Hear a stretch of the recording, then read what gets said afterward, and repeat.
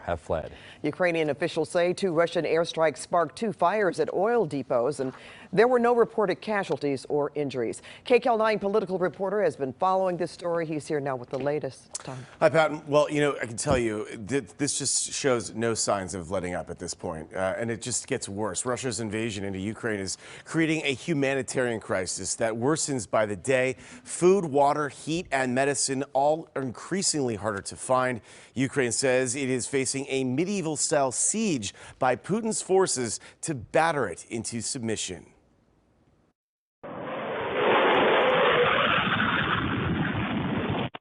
A massive explosion at a reported oil depot just west of the Ukrainian capital, Kyiv. The continued bombardment hitting key parts of the country's infrastructure. An indiscriminate bombing of civilian targets continued as well.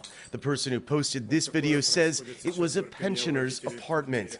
Ukraine's resilient president, Volodymyr Zelensky, sent this message to the Russian invaders. Here I am. I'm staying here on Bankova. I'm not hiding, and I'm not afraid of anyone. But the suffering continues. These children are orphans. 33 of them have been taken into a basement in a town near Kyiv in hiding from Russian bombs. Last week, a Russian airstrike hit the area. In the hard-hit port city of Mariupol, people lined up to get water as essential services have been knocked out there. And Russia has repeatedly violated ceasefires to allow people to evacuate. She is very old. CBS correspondent Charlie D'Agata spoke with this woman who used to run a children's holiday camp near the capital. It's now a bomb shelter. Are you going to be okay? It's first time that I have cries. First time for the 11 days. Sorry, emotions. I'm a woman. Please help us, I ask you. Next could be here. Still, amid the horrors of the Russian invasion, Ukrainians continue to fight.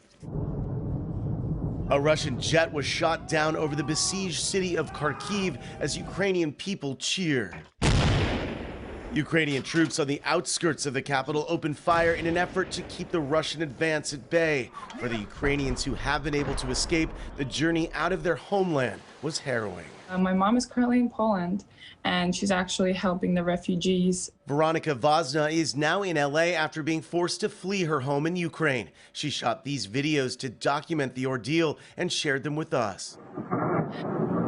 This video I took when I was passing through Kyiv, from Kyiv to Lviv, through Khmelnytsk, a city, and that was scary, to be honest. And these are the children and the mothers passing the border. This is the traffic, the extreme traffic that we had to go through. It took us nearly 6 days. While the U.S. is not sending any troops into Ukraine, the White House says the Pentagon is sending another 500 troops to Europe to bolster NATO's eastern flank. These additional personnel are being positioned to respond, obviously, to the current security environment caused by Russia's unprovoked invasion of Ukraine. And in yet another horrific statistic, the World Health Organization has verified that at least 14 hospitals have come under attack by the Russian military. Chris, over to you. All right, Tom, thank you so much. And let's take a look at stocks. Investors.